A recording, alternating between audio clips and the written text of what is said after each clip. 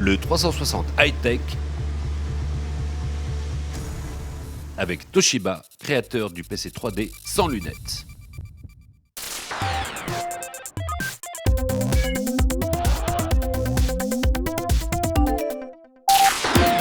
Le nouveau Call of Duty Modern Warfare 3 est arrivé mardi. Reportage sur la soirée de lancement avec vue sur la Tour Eiffel. Deuxième essai pour une liseuse Fnac, cette fois avec le Canadien Kobo, arrivé le 28 novembre à 129€. 3 jours au lieu de 10, c'est le nouveau délai pour changer d'opérateur mobile sans changer de numéro. La toute première tablette dotée du nouveau processeur Tegra 3 de Nvidia, l'iPad Transformer Prime d'Asus, arrivera au mieux mi-décembre en France. Et puis la révolution Creative Cloud chez Adobe, Photoshop et tous ses amis dans le nuage pour 49$ par mois, ce sera d'ici fin juin 2012.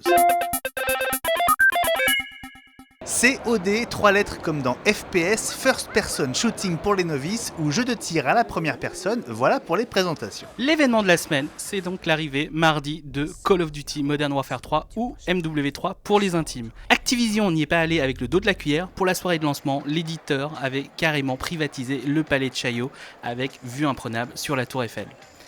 Et c'est là que nous avons pu tester le jeu en avant-première, sauf qu'on le trouvait déjà dans certaines boutiques parisiennes. Non, nous n'avons pas cédé aux distractions et tentations de ces grandes soirées dont seule la capitale a le secret.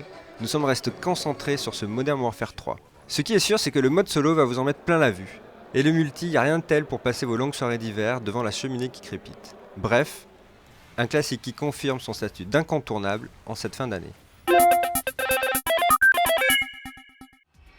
Le Galaxy Nexus pour Noël, ça va être juste, mais c'est encore jouable. Le nouveau Google Phone fabriqué par Samsung est en retard. Il devait sortir le 17 novembre, mais il n'arrivera finalement que mi-décembre. Et comme SFR l'a obtenu en avant-première pour les 3 premières semaines, si vous voulez le mettre au pied du sapin, il faudra forcément passer par les boutiques rouges à partir de 9,90€ avec abonnement, prix canon, et 579€ hors forfait.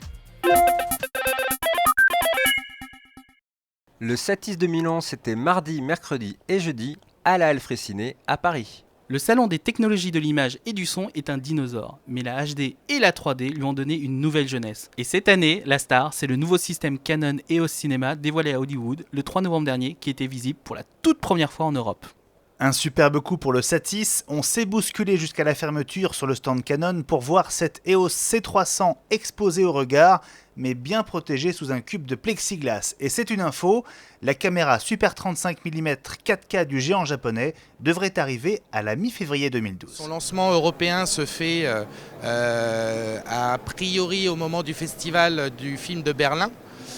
Et nous avons une chance extraordinaire, il y a des gens de chez Canon en France qu'on dit bah voilà, il y a le Satis, on va faire en sorte de le présenter, ça a l'air d'être un très beau succès. Succès aussi pour le Satis avec une fréquentation en hausse. L'an dernier, le salon avait attiré plus de 17 000 visiteurs. Il s'appelle Kobo by Fnac, c'est le nouveau Fnac Book et c'est la réponse de la Fnac au Kindle d'Amazon qui a commencé son invasion en France. Guerre des liseuses électroniques et bataille engagée sur le contenu, la Fnac promet plus de 200 000 titres en français dans son catalogue pour la fin du mois. Et justement, Kobo by Fnac arrive le 28 novembre, les précommandes, elles, sont déjà ouvertes, 129€ avec 30€ de bons d'achat offerts pour les adhérents.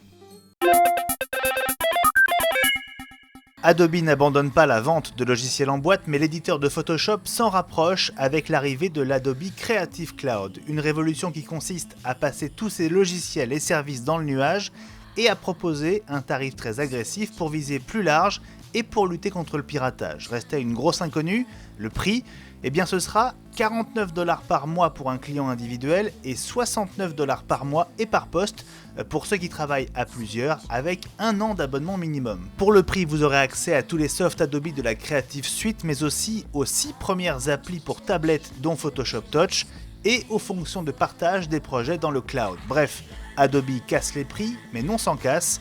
En interne, la réorganisation a déjà commencé avec le départ annoncé de 750 collaborateurs, principalement aux États-Unis et en Europe. Faire jouer la concurrence, changer d'opérateur mobile en gardant son numéro de téléphone n'a jamais été aussi facile. Et oui, l'ARCEP, le gendarme des télécoms, vient d'abaisser à 3 jours ouvrables le délai accordé aux opérateurs pour le transfert d'un numéro, sous peine d'indemnisation des clients. Ce délai était depuis 2007 de 10 jours calendaires. La portabilité devient donc 3 fois plus rapide. Autre nouveauté, le 3179, un serveur vocal commun à tous les opérateurs, joignable 24 heures sur 24, pour obtenir le fameux code RIO indispensable au transfert. Enfin, n'oubliez pas, c'est votre nouvel opérateur qui se charge de tout.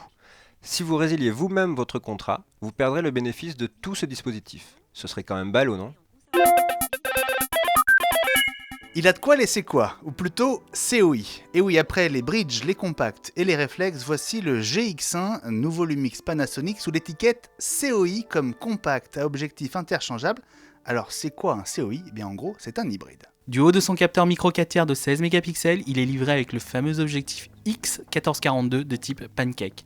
Il s'adresse aux enthousiastes tout en proposant d'être à la fois un des plus compacts et un des plus complets du marché. 799 €, courant décembre. On regrettera juste que Panasonic n'ait pas pris plus de risques, contrairement à certains de ses concurrents, qu'on ne citera pas. Ah non. Bref, pas une révolution, mais juste une évolution. Il y avait les pages Facebook, voici maintenant les pages Google+. Elles ont été lancées mardi et certains n'ont pas traîné, suivez mon regard. Ces pages sont enfin destinées aux entreprises, aux marques, mais aussi aux médias et aux sites web, comme le journal du geek et technologique. Bah voyons, ces deux-là sont vraiment toujours sur les bons coups. Rien de vraiment nouveau, l'idée c'est toujours de partager avec sa communauté, ses cercles comme on dit sur Google+. Le bouton +1 gagne ainsi encore du terrain. Seul regret, il n'est pas encore possible de simplifier l'URL de sa page Google+, sauf à utiliser ce raccourcisseur non officiel. Et maintenant dans la série Je marche sur tes plates-bandes, à quand le moteur de recherche signé Facebook ? Voici l'iPad Transformer Prime, successeur de l'iPad Transformer tout court, qu'Asus a enfin officialisé, mettant fin ainsi à beaucoup de rumeurs. Un buzz surtout lié à la première apparition du Tegra 3, le nouveau processeur de Nvidia. C'est la première puce à 4 cœurs du fondeur américain qui s'annonce comme un monstre de puissance. Selon Nvidia, le Tegra 3 est 5 fois plus rapide que le Tegra 2, qui équipe actuellement la majeure partie des tablettes sous Android. Imaginez les possibilités. Rendez-vous au CES, à Las Vegas, au mois de janvier.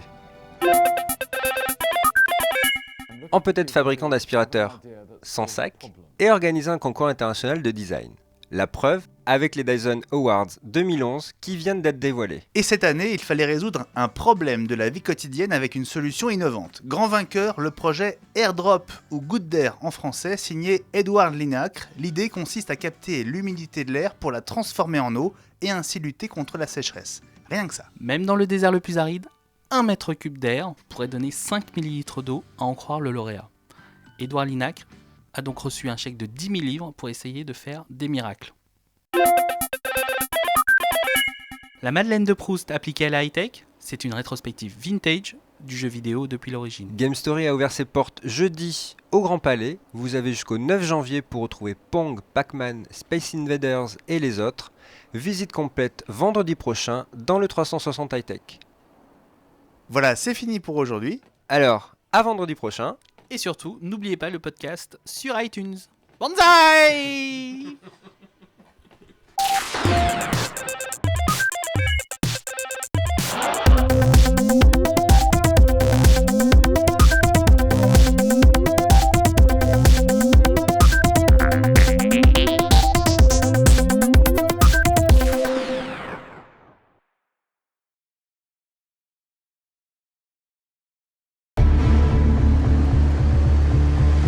C'était le 360 high-tech